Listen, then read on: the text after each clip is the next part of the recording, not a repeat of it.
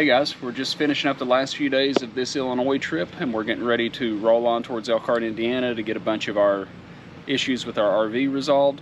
While we're doing that, we're taking a lot of things out of the RV and leaving them here at one of our home bases so we don't have so much to move when we get there. And one of those things is our Westinghouse generator.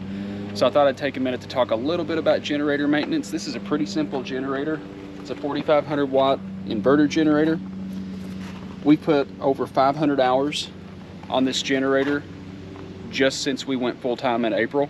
So it's definitely been worked hard. You can tell it's been riding around on the back of a rack on the back of our RV. So it's got some beauty scars here, but it served us really well this summer. We've already done several oil changes, but we're gonna go a little bit deeper on the maintenance today. One thing we're gonna do, since this is gonna be setting for at least a couple of months before I have a use for it again, is put a little bit of the Stabilization Marine in it. Now I use this with every tank and any kind of small engine. When I had a home and had lawnmowers, I use this. I use it in every tank with the generator. It does some really good things to neutralize the ethanol. We all know what ethanol can do to a small engine. And I've used this in my boats for over a decade, let them sit all winter in storage, and have never had an issue on startup, knock on wood. So I'm gonna put a little bit of this into the generator. Don't be fooled, just because it says it's marine, it's not just for boats. One thing you'll find interesting is that the regular stay bill is an ounce for every 2.5 gallons, where this is an ounce for every 10. And it gives you a little bit better protection against water and ethanol. So I'm actually gonna use my old Athletic Green shaker, not sponsored, but anytime you're gonna mix fuel, you should always put something on it. So here's my chicken scratch, XXX fuel additive. So this is about a 4.5 gallon tank. This is an ounce for every 10 gallons. I generally overuse just a little bit, and it's not gonna hurt anything. And if you order this on Amazon, you can save quite a bit over buying it in the individual bottles. So I'm just gonna try to get as close to an ounce as I can here. A little bit more than an ounce. We're just gonna dump that right in the fuel. Now the next thing we're gonna do is change the oil in this thing. Obviously, before we can change the oil, we gotta do a little bit of warm up. So we're gonna fire it up. This is a really nice generator.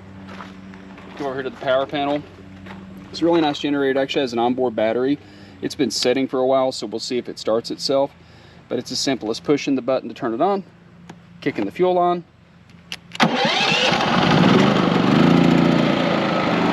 So this generator actually gives you quite a bit of information. So it'll tell you your current run time. So right now we're full of fuel. So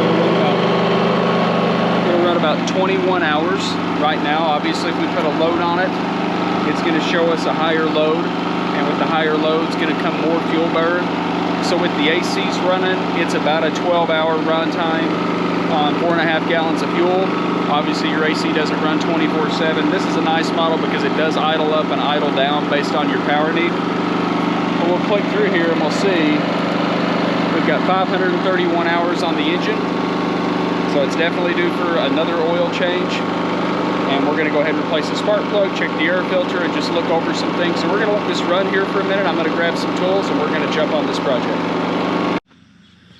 Okay, so now that we let the generator run for a few minutes, we're gonna go ahead and change the oil. Westinghouse made it pretty simple on this one. It actually does not have an oil filter. I wish it did. All we have to do here is remove the dipstick tube, and they give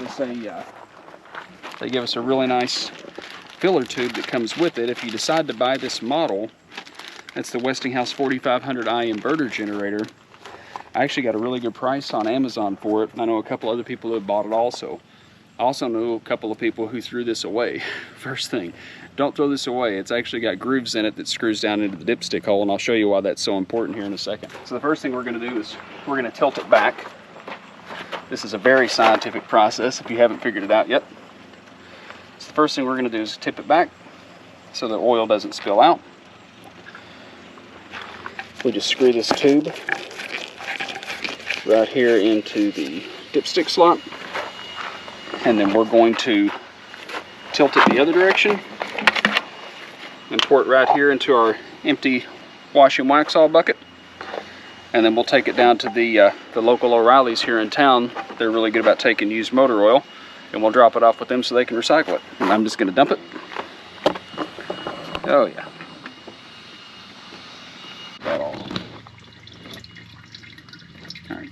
just going to use the SuperTech lawnmower oil.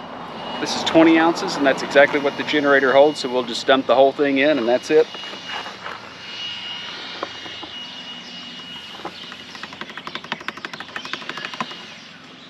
So what we're going to do now is we're just going to tip it back. And this thing's really nice, guys. It actually only weighs about, I think, 86 pounds when it's empty with no fuel in it. So you figure add fuel, it's probably right around 100 pounds. So it's super easy for me to manage by myself. Even better if you have somebody to help you move it around. It's very light.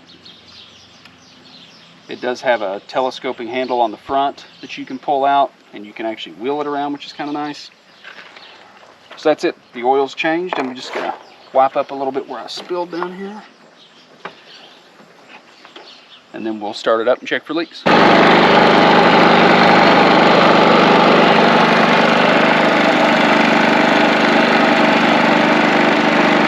Since I mention it in almost every episode, where would I be without my Milwaukee 1/4-inch impact driver? I also have the 1/2-inch driver that I use for changing tires and doing heavier stuff, but really love this thing. It's super handy, and almost everything on an RV is a Phillips head, so it just kind of works out nice. I'm going to go ahead and buzz this cover off real quick, and we're going to get to the spark plug and the air cleaner and finish this up.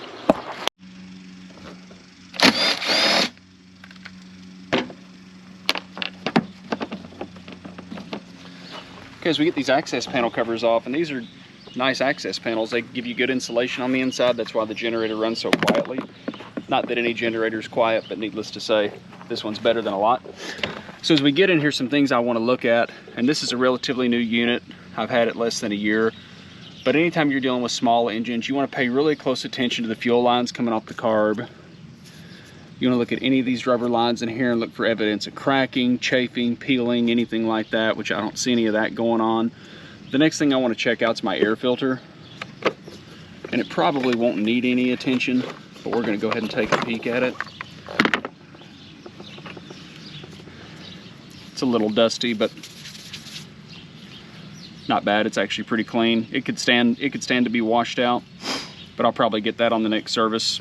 Overall, pretty good shape. I figured it would be since it's so new. Just like to take a peek at it. And then this little cover just goes right back in here like this, and we'll lock it up. Okay, so now we figured out that doing the spark plug takes a little bit more than what we thought. I thought I could get to it to this main access panel. As it turns out, in order to be able to get your socket extension in, you actually need all this free room to play underneath the fuel tank here. So I actually had to take off this entire deal, which is only about 8 bolts. Not a big deal. So I'm just going to go ahead and pop this spark plug out real quick. And if you haven't done the spark plugs before in anything, the one thing to remember is that in most modern engines you have an aluminum cylinder head. With an aluminum cylinder head, the worst thing you can possibly do is cross-thread your spark plug or over-tighten it. So as you're taking it out and putting the new one in, be very mindful that aluminum threads strip very easily. Technically I'm supposed to be using a spark plug socket, but I don't have one big enough, so I had to improvise. So this spark plug actually looks pretty good. It's not super white as if it was running lean, and it's not super black as if it was running rich. Honestly, I could put this thing in and keep rocking for another 500 hours probably, but seeing as the book recommends it, and I went to all this trouble anyway, I'm going to go ahead and pop a new spark plug in. They're only about $6. Your owner's manual on any generator or small engine that you would have should tell you what spark plug to get. Ours did. I'll just go ahead and verify. Both of them are F7 RTCs. Everything looks good. You have a crush washer here, and they're pre-gapped from the factory. And I'll just go right into the cylinder head there. And we're going to start it by hand, just to make sure we don't cross thread. Looking for nice and easy here. There are torque specs in the book for things like this, where you're actually supposed to take it down to a specific torque.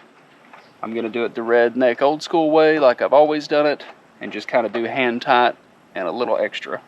So we are hand tight, and I'm just going to give it a little boost. That's it. So now we have a new spark plug in our generator. We know our fuel lines look good.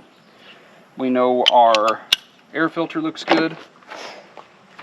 and we know that the fuel's treated, so I can put this thing in the shed, take off to parts unknown for a couple of months, and I'm fully confident that it'll be in good shape when I get back. We'll go ahead and put the spark plug wire back on, which is right here. Kind of hear a little satisfying click there when you get it right. Turn it to the right position so it doesn't melt it. And I'm just going to do a real quick test start just to make sure we don't have any problems. So again, similar to earlier, we're going to go fuel on, power on, and hit the button. This does have a backup auxiliary pull starter, so if your little battery goes dead, that's actually right back in here, and it will go dead. If you're like me and you accidentally leave the power switch on, this little red light will run it dead. Or if you just don't use it for a long time, you may have to pull start it once to get it going.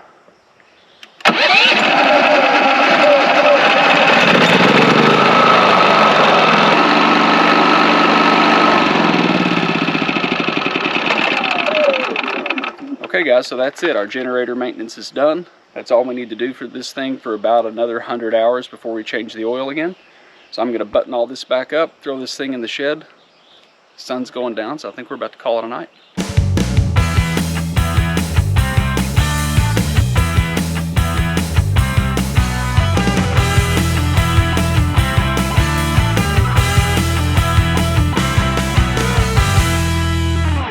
Okay, we're all buttoned up. We're ready to go for another 100 hours or so here.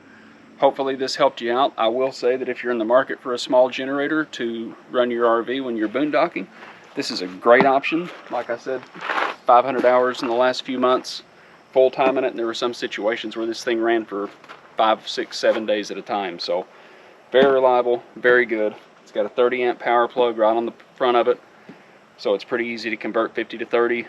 It'll run 1 AC and most of the rest of your house. So really happy with this purchase. Very good generator. If you have a generator or a small engine to deal with, definitely important to keep up with your maintenance on everything, even the small stuff. So if you like it, or if you saw something maybe that I missed, drop us a note in the comments. We do throw new videos out every Tuesday.